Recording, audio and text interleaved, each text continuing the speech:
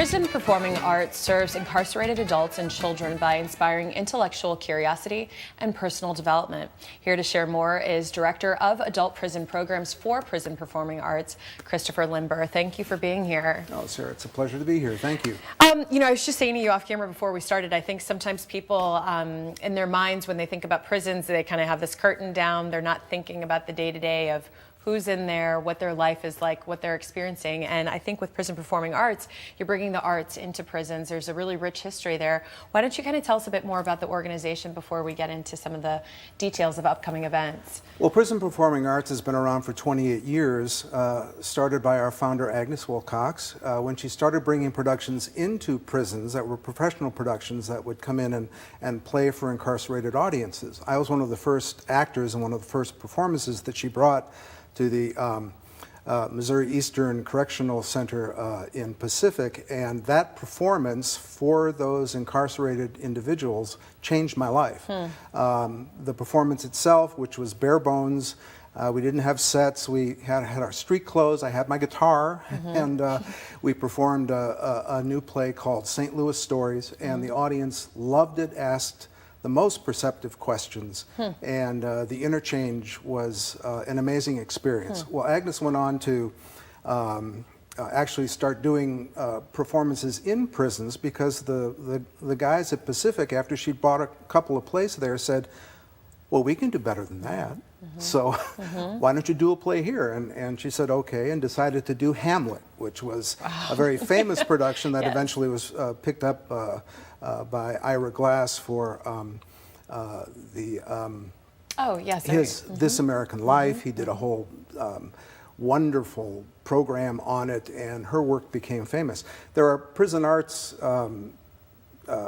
organizations all over the country. I just came back from San Diego. There was a Shakespeare in Prisons conference where people from all over the world came who work in prisons doing theatrical productions, and it really adds to rehabilitation. It teaches teamwork, it teaches problem solving, it's fun, it gives voice to creativity, all of the things that are important to rehabilitation. So Prison Performing Arts works in 3 Missouri prisons currently, and we also have a lot of youth programs in the juvenile detention centers in St. Louis and in the county, and those programs go all throughout the year.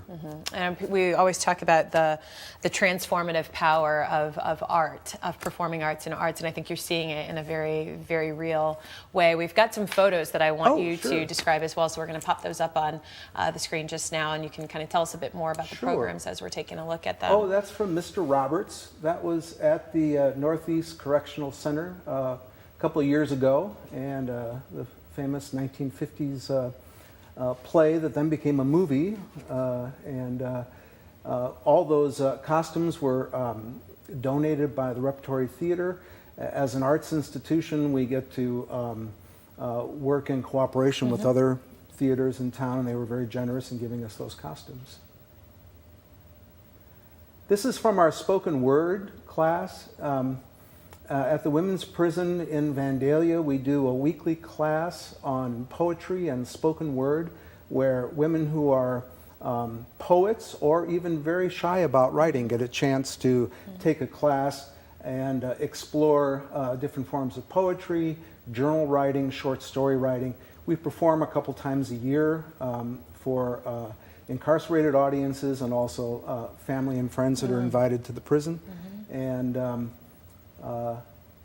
this is King Duncan from Quick Brewed Macbeth, which we did at Bowling Green, and it was an hour adaptation of Macbeth that was really wonderful. Yeah, I mean, it's I'm sure when you're out on day to day and people are like, what is that like? I mean, what is that like? What do you say? I mean, in terms of your interactions when you're dealing with people who are re-entering society and they look back on this experience they've had of learning plays and being exposed to arts, what's the difference that it really makes?